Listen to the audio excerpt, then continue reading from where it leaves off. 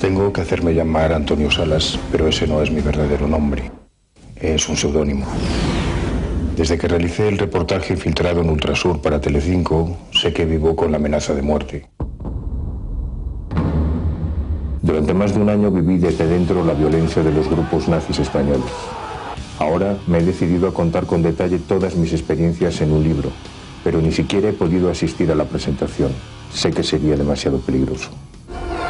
Hoy el autor, que tendría que estar aquí sentado, que tendría que estar exponiendo ante ustedes su labor rigurosa, informativamente profunda, que ha realizado durante un año, no lo puede hacer porque está amenazado. Antonio lo conozco hace mucho tiempo y me había hablado de que tenía intención de infiltrarse entre los skins. La verdad, lo llamé loco. Antonio Salas vive recluido, oculto. Lo que vi y grabé durante ese año me ha convertido en el enemigo número 1 de los skins. Skins, neonazis, ultras del fútbol. Son grupos violentos que hacen del odio su bandera. Hay una patada por detrás que me fui justo contra la pared de enfrente. Odian a homosexuales, mendigos, inmigrantes. Por lo menos 4 o 5 pegando y me rompieron las gafas todo. Estoy así mirando, comiendo y quedando pegado. Yo no quiero venganza, quiero justicia. Se creen una raza superior. Están fuera de su país, para que vayan con la cacha agachada y que ni la levanten, joder. Aprovechan los partidos de fútbol para convertir las calles en su territorio de caza. Sus acciones parece que están perfectamente ensayadas, estudiadas y premeditadas. Le ha puesto la pistola en la cabeza al bus y al otro. Les han puesto la pistola en la cabeza. Cualquiera puede convertirse en su próxima víctima. Me apalearon allí con las botas de acero. Físicamente no podía levantarme entre la carrera que me había pegado y la somanta de hostias que me habían dado. Son los cachorros más radicales de la extrema derecha española.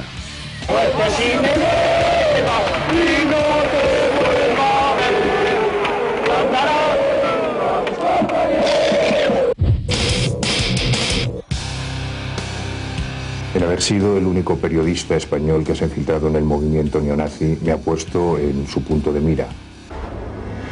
Esta es la historia de su investigación y de cómo ha cambiado su vida. Lo primero que tuve que hacer fue crear un personaje. Tenía que parecer un auténtico cabeza rapada. También necesitaba un hombre de guerra y escogí Tiger 88, una cifra clave para el movimiento skinhead. El 8 coincide con la octava letra del alfabeto. La H, repetida 2 veces, representa el saludo nazi Heil Hitler. Incluso tuve que tatuarme un tigre de henna en el brazo para reforzar mi nueva personalidad. Llené mi casa con libros y banderas de la extrema derecha, estudié su forma de pensar, de sentir y de actuar. Además, me vestí como ellos.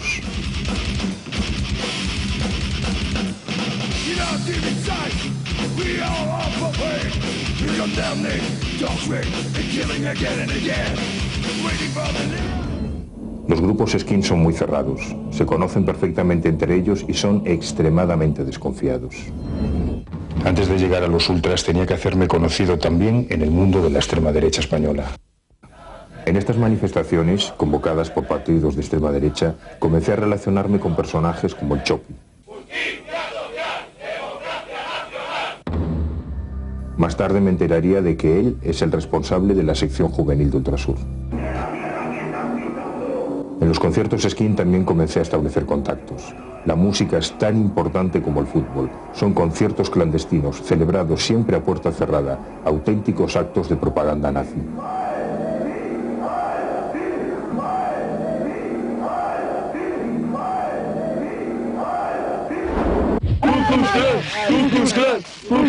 Esvásticas, ¿ves en la empuñadura el águila? ¿La ves? Y si yo te dijera que el brazalete lo hice yo, díselo, ¿sí o no? Lo hizo, Lo hice yo, amigo. Cosiendo y todo. Sí, lo hizo. Yo, chaval, eso es el trabajo manual creativo de un nacionalsocialista. En el norte localicé un grupo que pretendía organizar una delegación del Ku Klux Klan en España. Había joyería. Todos tenían comercio, ¿sabes? De joyerías, de electrónica. Los ¿sabes? Iban con equipas, ¿sabes? Hijos de p***. Por los mataras, me cago. Sí, yo te lo hago, Tanta legión, matarlos. Pero hay una pistola que te permitiera. Matarlos. Ha conocido a dos viejos conocidos míos, unos locos, los responsables del Ku Klux Klan. ¿Ves cómo pone en letra gótica? Sí. Mein Ehr ist Treue. Mi honor es la fidelidad. Estos habían amenazado con quemar Rivadavia por el mero hecho de que celebran allí la fiesta judía. También querían quemar Toledo, Gerona. Bueno, y si los dejan, yo creo que quemaban hasta Jerusalén. Uno de estos neonazis racistas, militar de profesión, me confesó que en Melilla salían a la calle a cazar moros. Dos negros, ¿sabes? O sea, porque pasaban, ¿no? Y yo nos apartamos así, ¿sabes? Un asco así. Se para así y dice, ¿qué pasa? Era Perallín, Perallín, vamos, da una paliza, hijo de perra. Son ideológicamente fanáticos, muy fanáticos, nazis. Están fuera de su país, para que vayan con la cacha agachada. Y que ni la levanten, joder. Pues no, se paran y dicen, ¿qué pasa? ¿Qué pasa? Moral. Pero tenemos caña, ¿no? Porque allí éramos 12 skins, ¿sabes? Que eran de Varna y de Madrid. Nos juntamos de noche y dimos paliza. No, yo creo que puedes conseguir. Ese fue mi cabo en la legión, Carlos. Mi cabo. Ese hombre tiene delitos de sangre, amigo. Estuvo en prisión. Él ha estado por un delito... ¿De qué? Por darle a un negro. Ya ves, dale un negro. Pues ya ves, amigo. Eso sería un orgullo, hombre. El tío dice que le metió a un brigada negro del ejército portugués. Le metió, o sea, fue para él y le dio. Y estuvo 6 meses en la correccional militar de Algeciras. Yo estoy en un centro de telecomunicaciones militares. Son, ¿sabes? Los mensajes, toda la información que llega clasificada es nuestra. Pasa por ahí, nosotros la clasificamos y le damos salida. Ella, cosas de ETE, todo esto. Pero somos pocos, lo que hay que ser serio y poder construir algo. Yo ayer aún por ahí se ven negros. Son miembros de un grupo de extrema derecha, con conexiones internacionales, denominado Alternativa Europea. En estos momentos intentan importar desde Estados Unidos la violencia racista y el ideario xenófobo del Ku Klux Klan.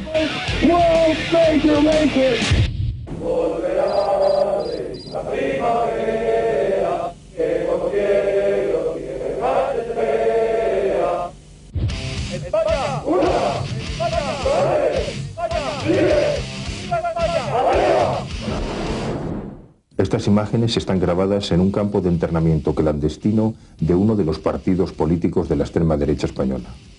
Juran, por su honor, defender a la patria de la invasión inmigrante. Todo ello en un entorno paramilitar. Pretenden implantar en España la opción política que en Francia ocupa Le Pen y en Austria Haider. Su principal objetivo, expulsar a todos los inmigrantes del país. Nombele Augusto, 16 años, asesinado por el portero de una discoteca. Hemos muerto de esta manera, como una cabra o como un perro en la calle. No, esto no puede ser. Esto es pedido de justicia, pero este país de ley, estamos esperando ley. Hace 11 años huyeron de la guerra civil en Angola. Vuelven a este país para escapar, no hambre, pero guerra, para guardar, para cuidar mi hijo y todo. Ahora, luego mira lo que pasó. Jamás tuvieron problemas con nadie. Pensaban que los españoles no eran racistas. Hasta que asesinaron a su hijo de una puñalada a sangre fría. Yo hasta hoy, desde que se ha muerto mi hijo, estoy a analizar, siempre voy en trabajo, estoy trabajando, a analizar por qué me ha pasado esto, por qué me ha pasado esto. Dios mío, la verdad es por racistas. Si no, no tenía que morir mi hijo para defender un blanco. No puedo comer, ahora mi comida es cerveza.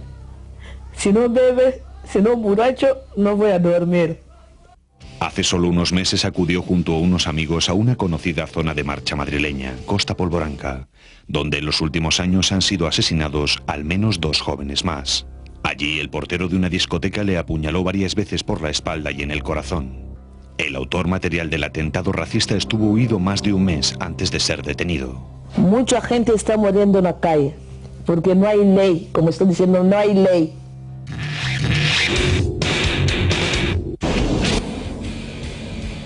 Internet lo utilizan constantemente para expandir su propaganda nazi y para establecer sus contactos a nivel internacional.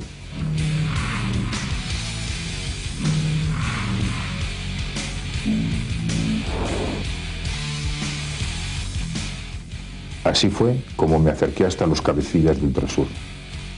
Pero no hay una, ni dos, ni tres, ni 10, ni 20. Hay decenas y decenas de webs neonazis que están absolutamente vulnerando nuestro código penal. La mayoría de los neonazis, skinhead o ultras del fútbol se ocultan en los chats de la red tras un seudónimo. Los primeros contactos los establecería con algunos como Ultrasur, US88, Botan o Waffen. Un domingo, que había partido del Madrid, uno de esos internautas nazis, que se hacía llamar Ultrasur, me citó en una cervecería situada al lado del Estadio Bernabéu. Yo no tenía ni idea de quién era y solo conocía su apodo en la red. Ultrasur, sí, coño, tío, ¿qué tal? La verdad es que me quedé de piedra al comprobar que mi nuevo amigo de internet era en realidad Álvaro Cadenas, el número 2 de Ultrasur después de Ochaíta y uno de los miembros más violento y legendario de la Peña Radical. Cadenas tiene 31 años. Detenido en el 88 y 89 por lesiones y daños, en el 93 por robo con intimidación y en el 98 en Alemania por difundir símbolos nazis. En el 99 fue detenido en una reyerta acusado de apuñalar a un policía. Recientemente he podido saber que Álvaro Cadenas acaba de ser condenado a 4 años de prisión.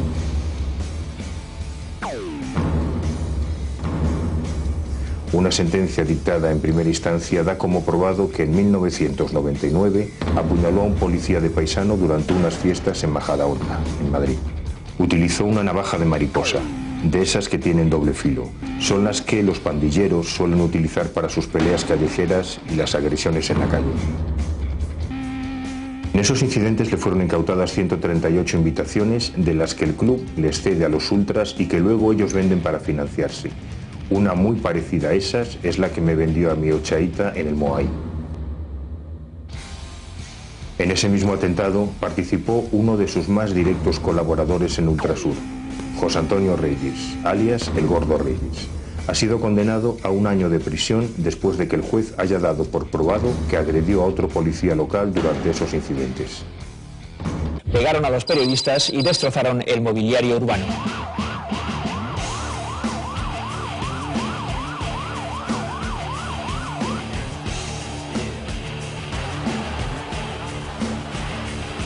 Utilizan el fútbol como excusa para excederse. Y la prueba la tenemos en que los 4 detenidos de momento por los incidentes del miércoles, antes y después del partido Real Madrid-Barça, pertenecen a otros grupos neonazis, además de ser hinchas Ultrasur. Álvaro Cadenas, detenido varias veces hasta por intento de homicidio, es el supuesto cabecilla de las llamadas Juventudes de Canillejas, unos personajes que, entre otras cosas, pegan a inmigrantes. En primera línea, enfrentándose directamente con la policía al número 2 de Ultrasur. Álvaro se convertiría en uno de mis principales contactos, y él es el que me permitió entrar en Ultrasur.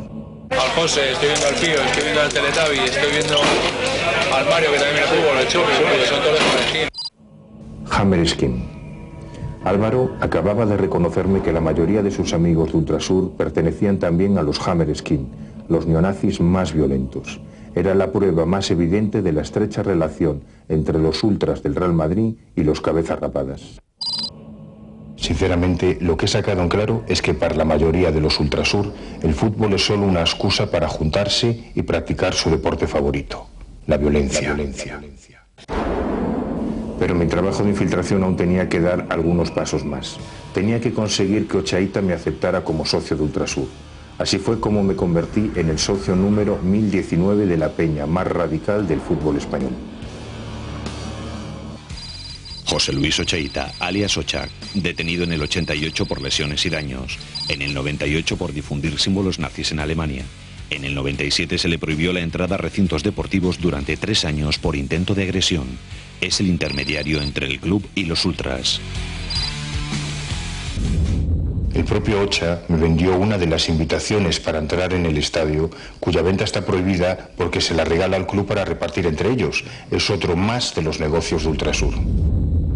Mientras yo estuve infiltrado, el líder de los ultras tenía montado un tenderete en la cervecería El Moai, actualmente Drakkar, situada junto al Santiago Bernabéu. En este puesto de venta trafica con las invitaciones del club y vende artículos de Ultrasur. Ahí viene. ¿Y lleva algún llavero o algo? Sí. La gorra o carnet, ¿El carnet cuánto cuesta?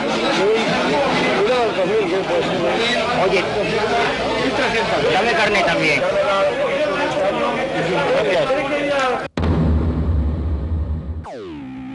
Ocha sabe perfectamente que vender invitaciones del Madrid es un delito. Por eso tiene advertida a toda su gente de lo que tienen que hacer si la policía les coge con una de esas entradas encima.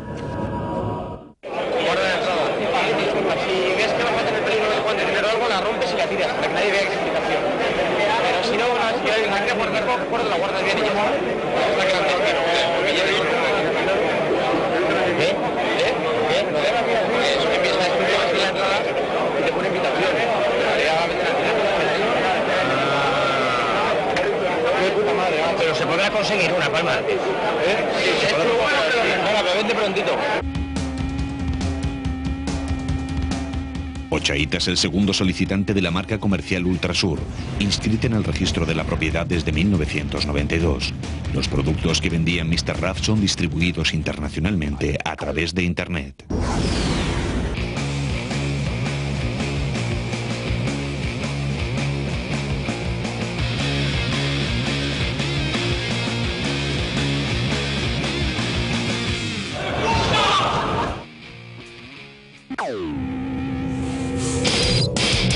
Entré en el estadio rodeado de los Ultrasur y justo delante de mí la policía estaba cacheando aleatoriamente a algunos ultras.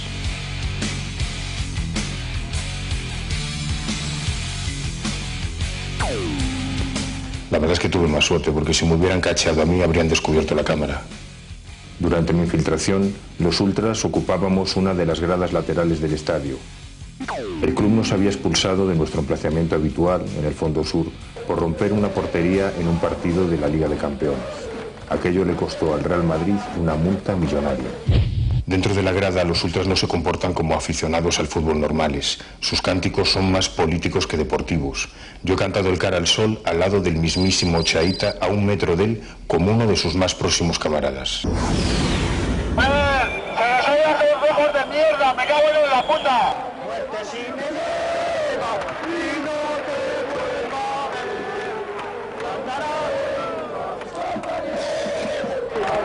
Se trata de incitar a los contrarios, sobre todo cuando el Madrid juega con equipos vascos o catalanes.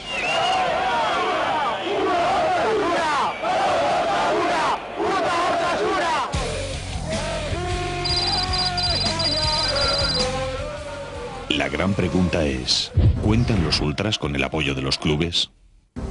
Personalmente, lo que más me sorprendió es que Ultrasur disponía de un almacén propio dentro del estadio para guardar sus pancartas, tambores, megáfonos y el material de los tifos. Al terminar uno de los partidos, recorrí los pasillos del estadio siguiendo a alguno de los ultras más jóvenes.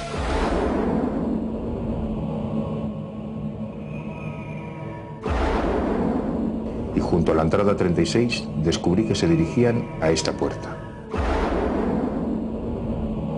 Poco después, uno de los ultras saca de su bolsillo las llaves que abren este almacén que, según parece, el club les cede dentro del estadio. Según mis investigaciones, hace algún tiempo en ese cuartillo han aparecido panfletos a favor de la violencia y propaganda neonazi. No es que haya un apoyo directo del club a los ultras, lo que sí hay es cierta permisividad. Les ceden las invitaciones que ellos venden después para financiarse, les dejan un cuarto en el estadio para almacenar sus cosas y algo que a mí me pareció más peligroso. En el descanso de los partidos bajaban los tornos de seguridad de las puertas de entrada y dejaban entrar y salir libremente a los Ultrasur.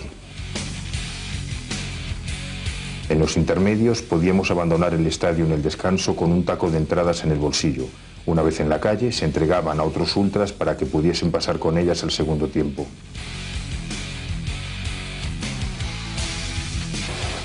Así se incrementaba el aforo de la grada en la segunda parte del encuentro sin ningún tipo de control. Además, durante años, algún presidente y muchos jugadores han cedido su imagen a Ultrasur, les han concedido entrevistas y les han cedido objetos para sus rifas.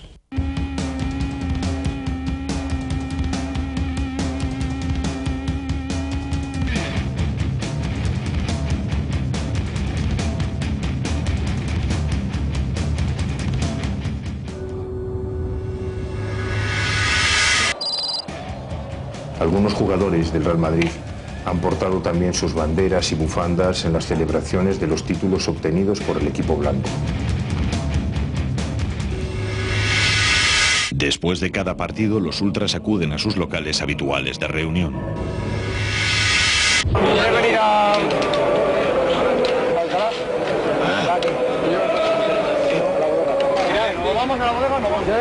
Yo creo que el momento en el que más miedo he pasado fue cuando me llevaron por primera vez a la bodega.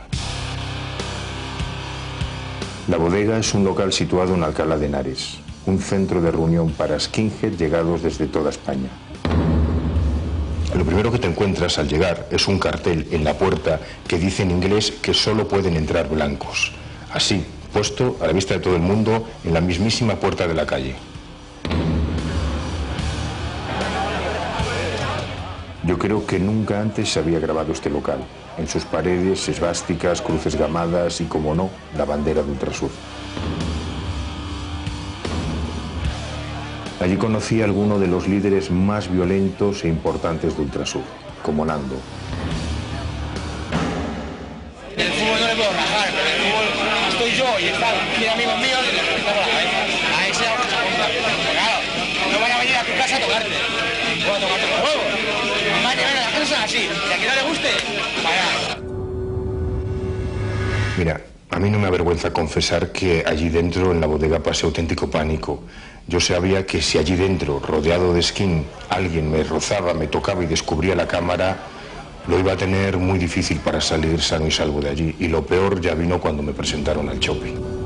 Chopi se enorgullecía ante mí de que los cachorros neonazis acababan de provocar altercados en un céntrico barrio madrileño.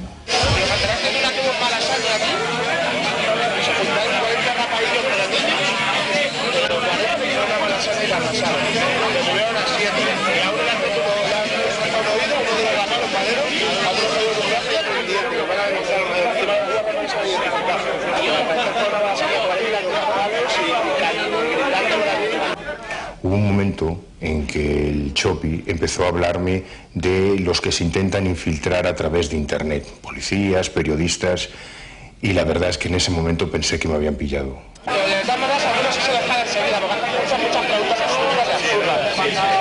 Dejará dos o tres, que era yo, estoy hablando conmigo, que era yo, está con un chaval de mi barrio y decir que era él, y están los dos en un charter. Pues está el otro aquí conmigo que va a decir que es él.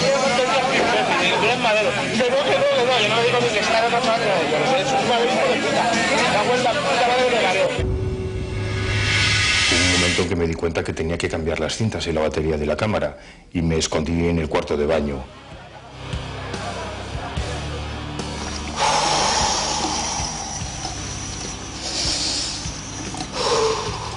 La verdad es que en ese momento casi no podía ni respirar porque pensaba que si me pillaban con la cámara allí dentro no iba a poder salir vivo. Allí, en la bodega, me presentaron también algunas de las primeras chicas neonazis que conocí, las llamadas Skin Girl. Las Skin Girls o Chelsas son un movimiento casi desconocido hasta ahora.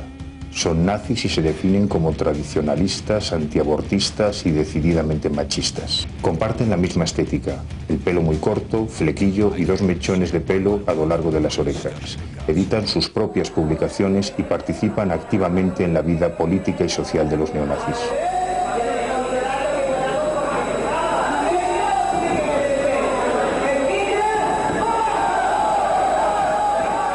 Una ocasión en que una skinhead descubrió, me notó que llevaba un bulto que era la microcámara oculto debajo de la bomber y pensó que era una pistola, y en ese momento, en esa situación, y aunque no me siento orgulloso de ello, pues tuve que salir del paso como mejor pude, y fue dejándome llevar por la situación que ella estaba creando.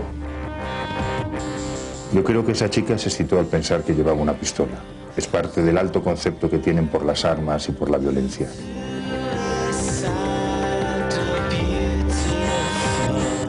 Las chicas skin frecuentan los mismos lugares que sus camaradas varones, las gradas de los estadios, manifestaciones políticas de extrema derecha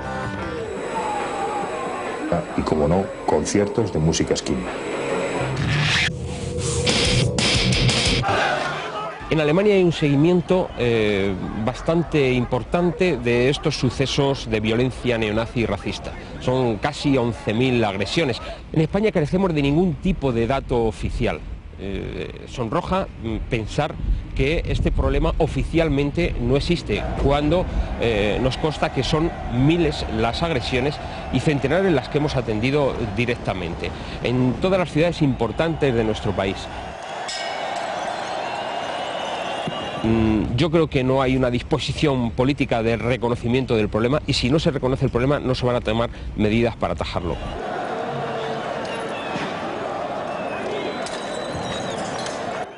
Según el Movimiento contra la Intolerancia, la violencia neonazi se ha cobrado casi medio centenar de víctimas mortales.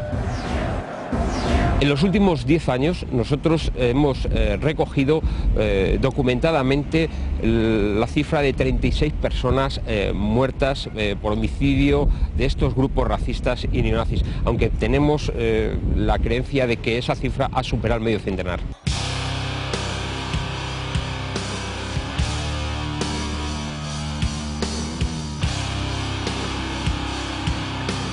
Al menos 36 muertos en agresiones neonazis en los últimos años. Yo tenía mucho miedo. Víctimas mortales que se suman a la cifra de 321 casos de agresiones, torturas o violación denunciadas por Amnistía Internacional. Nos han llevado 3 días sin razón. En España hay más de 50 grupos ultraderechistas neonazis. El número de cabezas rapadas o radicales supera los 10.000.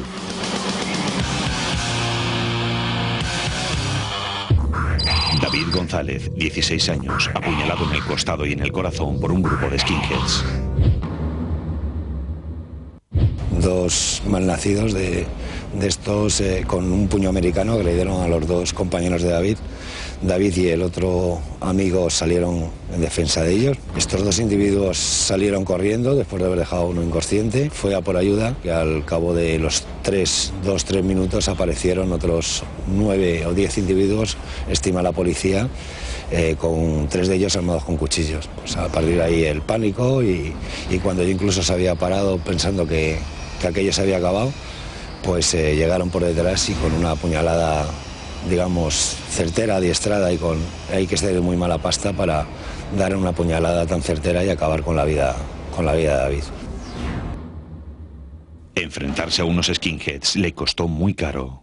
La estética coincide por la descripción de los testigos, los 5 y los acompañantes de David: pelo corto, cazadora bomber, botas militares, algún grito fascista, en fin, parece que todo apunta, y desde luego la forma de actuar que es un estereotipo de estos malnacidos nazis, ¿no? Un crimen que hizo saltar todas las alarmas. 7 años después, la policía sigue sin encontrar al asesino de David González. Al menos pueden ser 180 o 200 testigos, solamente declaran 5. Y a partir de ahí, bueno, pues no hay ninguna declaración que sea determinante para identificarlos. Al al menos 10 individuos participaron directamente en la agresión, pero el miedo y la ley del silencio pesan demasiado. Cuando intervienen 8 o 10, la vida es larga y 8 o 10 personas, por llamarles algo, a algunos existe la persona y llegará un momento en el que tendrá que recapacitar o a lo mejor lo tendremos que acorralar. Mantener ese aumentado, ese silencio, realmente es complicado y la explicación es que hay mucho miedo o mucha organización dentro de estos grupos.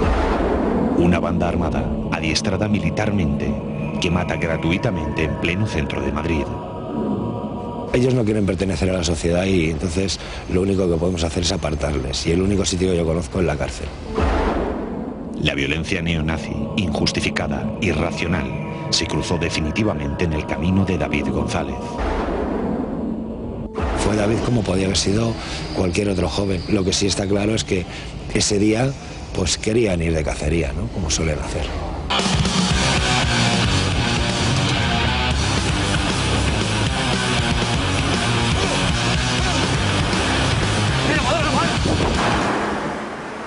Pero, ¿cómo actúan estos grupos violentos? ¿Están organizados?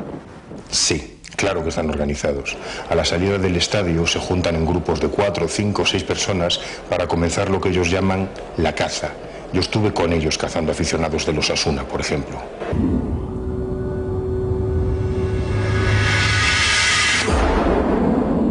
Después del partido, nos juntábamos todos los ultras para hacer de las calles más próximas al Bernabéu un campo de batalla. Sus presas preferidas son los aficionados de la hinchada rival, pero tampoco están a salvo los gays, inmigrantes o los negros. Ya estamos borrachos, yo empiezo a notar nuestro instinto agresivo. Buscaremos pelea por toda la ciudad y cuando estemos cansados volveremos al bar a beber. ¿Vas a subir para arriba? ¿Hay que apedrear? A pedrear lo que sea. Es que tú vas así vestido, déjame, te cambio la capa ahora por la bomba. Hay que ir de casa, no te pasa. Si no eres skin, ¿de qué vas a ir si no? De rompecabezas. Daniel era uno de mis camaradas casual. Los casual son rapados que han cambiado la estética skin por ropa normal para no llamar la atención de la policía, y mucho menos de sus víctimas. Yo creo que podría decirse que los skinhead son los nazis que van de frente orgullosos de ser nazis y los casual son los nazis infiltrados, los nazis que van de paisano. Actúan en grupos. Cada grupo de skin sigue a un grupo de aficionados rivales hasta que se alejan del estadio. Así la policía no puede hacer nada. Yo estuve con ellos esperando a que salieran coches de Navarra de un parking de la Castellana, por ejemplo, para apedrearlos. Nos ponemos aquí en el semáforo y pillamos a Madrid. Han salido ya corriendo.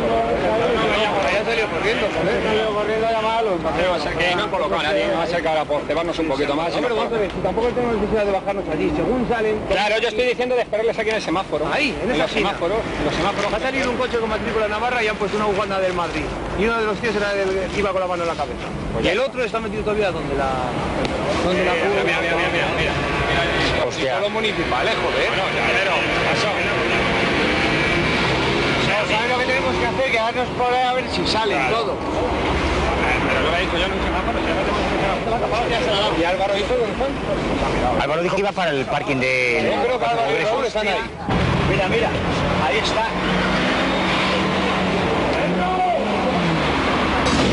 En este momento los ultras apedrearon la luna trasera de un coche de Navarra. La cámara no lo captó, pero se oye el ruido de la piedra contra el cristal. ¡Cago en puta madre!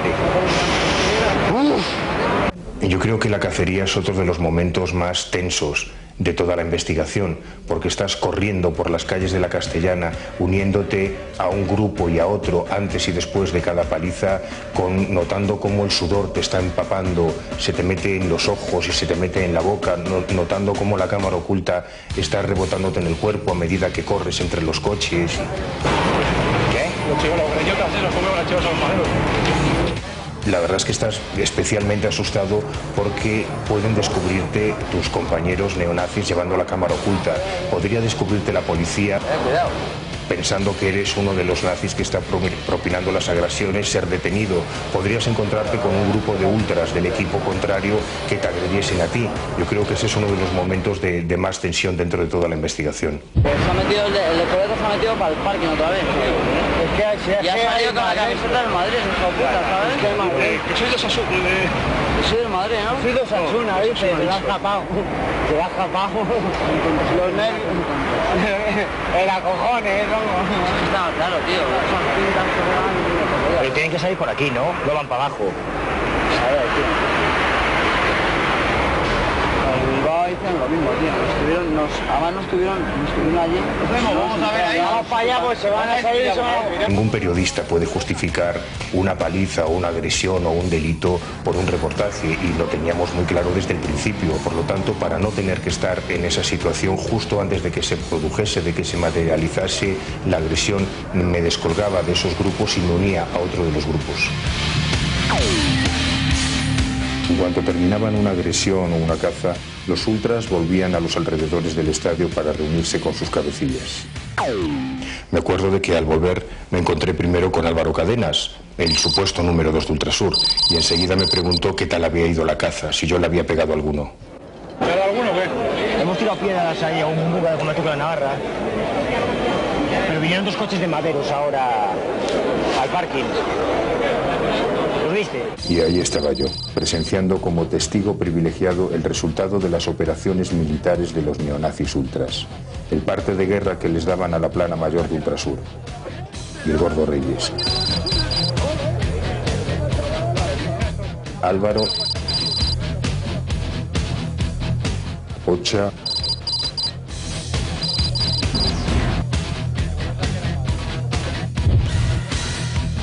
de pronto un Ultrasur llega exhibiendo los trofeos que acaba de robar a una de sus víctimas. Se muestra orgulloso ante sus superiores. Fashion. Por aquí, vamos. Fashion. ¿Quién es eso? Un grupo que... ¿Esto? ¿Quién es? ¿Se ha ganado? Sí, se ha ganado. ¿Qué dices? Si veníamos siguiendo José Carlos, otro chaval de aquí y yo, de abajo, que se ha dado la chica de justo. Y llegando ya al parque de fútbol, encontramos a Emilio que viene bajando. A ver, y la mujer, mi marido es extranjero, que se me de aquí, y vamos de aquí ocupando la mochila. Joder, el empeño. Guateo. Joder, ahora sí que se arriba, ahora ya ni moverse. ¿Has visto que el dispositivo? Ahora ya ni moverse. La marca de los Osasuna. Y de la Real. Te queda de puta madre, macho, parece que te habías comprado tú todo. Super disco fácil. Estás a la moda ahora. Hay un ambiente paramilitar en toda esta historia. Nosotros nos organizábamos en comandos de 4, 6, 8 guerreros, soldados arios, que teníamos una misión, que teníamos que cumplir y que teníamos que demostrar después a nuestros superiores. Por eso, después de cada agresión, perfectamente organizadas, comunicándonos por teléfonos móviles y funcionando un poco como una guerrilla urbana, como una guerrilla callejera, después de cada agresión se coge un fetiche, un trofeo de cada una de las víctimas, si están manchadas de sangre mejor, y se vuelve a la base de operaciones. En estos casos era la cafetería, el bar Moai, muy cerca del Bernabéu, para demostrar a los líderes de la organización, en este caso Ocha, Álvaro o el Gordo Reyes, que habíamos cumplido como los guerreros arios que se suponía que éramos. Solo esa noche la policía contabilizó más de 50 palizas y yo presencié buena parte de ellas. Lo más indignante es que la mayoría se las propinaban a familias que tan solo habían acudido a Madrid a ver un partido de fútbol.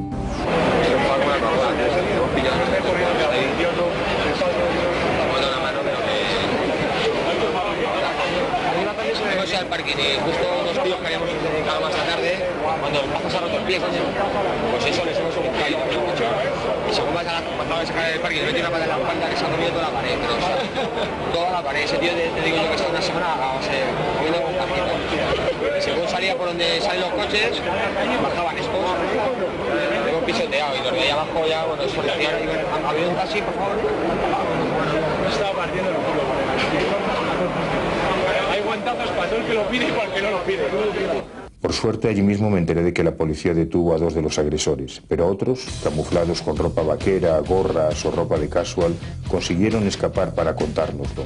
Lo que no podían ni imaginarse es que mi cámara oculta estaba allí para grabarlo. ¿Cómo me está quedando? Mira, le ha puesto la pistola en la cabeza al Bull y al otro. Les han puesto la pistola en la cabeza. Que les han puesto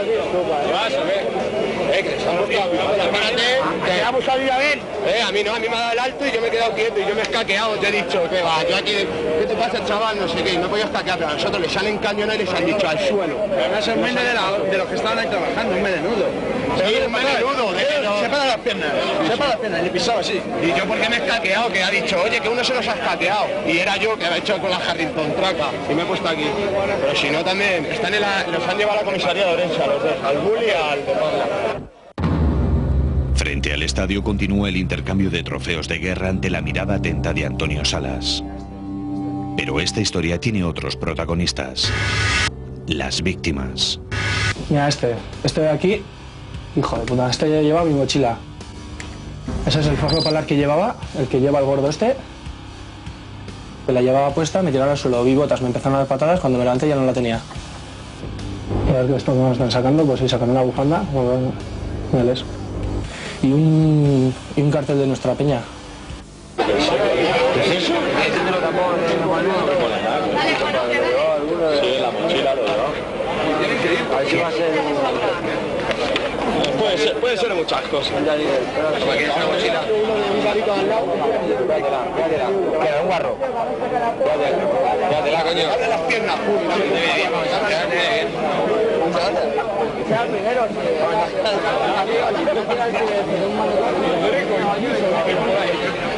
Y nada más salir del campo, pues dijo, pues me compro una camiseta de Madrid y despistaré. Pero es que no le valió ni con esas. Entonces, se ve que lo vieron a lo del coche de Navarra o lo que sea y lo cogieron ya y le dijeron, a ti te vamos a matar. Y a matar no llegaron, pero me cago en, le dejaron la cara hecha en cuadro. Ya salió con la camiseta del Madrid, hijo de puta, ¿sabes? ¿Qué Madrid? Que soy de Osasuna. Que soy del Madrid, ¿no? Soy de Osasuna, dice, se la ha escapado. Se la ha escapado. Los nervios. Era cojones, ¿no? Y ahí en un pasillo estrecho de 1 metro, hay una patada por detrás que me fui justo contra la pared de enfrente, que yo creo que me hice lo del ojo ahí, no sé, bueno, no sé si era ahí o ya en el suelo cuando me dieron de hostias. Y aún tuve la suerte de poder levantarme de ahí del pasillo ese y echar a correr. Y gracias a Dios que eché a correr para arriba en vez de para abajo. Si llego a echar para abajo, yo creo que ya no salgo. Según vas a sacar del parque, le metí una patada en la espalda que se ha comido toda la pared, pero, o sea, toda la pared. Entre 5 o 6 me apalearon allí con las botas de acero. Y bueno, yo físicamente no podía levantarme, sabía que en ese momento tenía que levantarme por si no de aquella no salía. Pero no podía, físicamente no podía levantarme, entre la carrera que me había pegado y la sumanta de hostias que me habían dado, no podía levantarme. Y encima oías ellos que gritaban, etarra, mátalo, que es un etarra, mátalo, mátalo. Y yo, vamos, no daba un duro por mi vida en aquel momento. A mí me ha dado el alto y yo me he quedado quieto y yo me he escaqueado, te he dicho, que va, yo aquí, ¿qué te pasa, chaval? No sé qué, y me he podido escaquear, pero a nosotros les han encañonado y les han dicho al suelo. Cuando estuve en el hospital, la gente de Osasuna iba cayendo allí, iban como moscas. O sea, yo vi por lo menos una docena, gente vi a uno con una oreja cortada, con una brecha en la frente, otro con collarín, 2 con muletas. En fin, fue un paseo triunfal de las hazañas de Ultrasur, vamos. Y esa fue la última vez que pude pisar los alrededores del Bernabéu como Tiger. Descubren porque hay un responsable policial que filtra a los skinheads que él está oculto, grabando con cámara oculta. Pues la verdad es que quizás deba agradecerle a las competencias profesionales entre los distintos servicios el poder estar aquí dando este testimonio, porque fue un funcionario de otro servicio de información el que me advirtió de que en un servicio contrario en la policía alguien me había delatado a los Hammer Skin y a Ultrasur. Esa noche, si no fuera por ese funcionario de Barcelona que me advirtió, habría acudido a una cita para recoger material con Nando, uno de los cabecillas de Ultrasur, y quizá no habría salido de esa reunión. A los pocos días comencé a recibir amenazas. Supongo que por todo esto hoy me he convertido en el personaje más odiado y más buscado por los skinheads de España.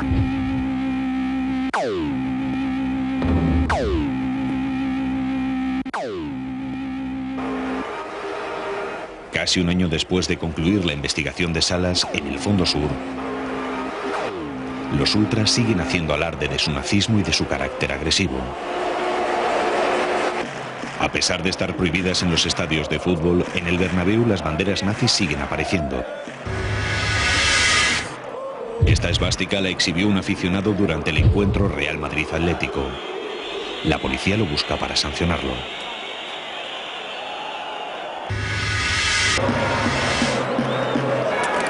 Por lo demás, todo sigue igual. Los ultras siguen disponiendo del almacén dentro del estadio donde guardan sus pancartas y banderas. Como demuestran estas imágenes, actualmente es un miembro de la seguridad privada del estadio quien dispone de las llaves del mismo.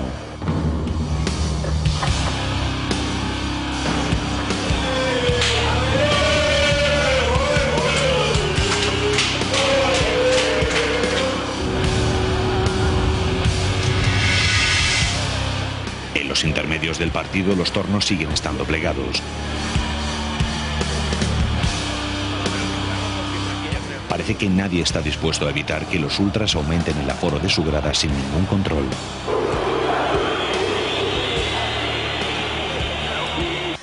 Pero gracias a esta investigación las cosas podrían cambiar. El fiscal general del Estado ha ordenado que se investiguen las conexiones entre Hammerskin y Ultrasur y si estos grupos pueden ser ilegalizados por incitar a la violencia y por su discurso xenófobo.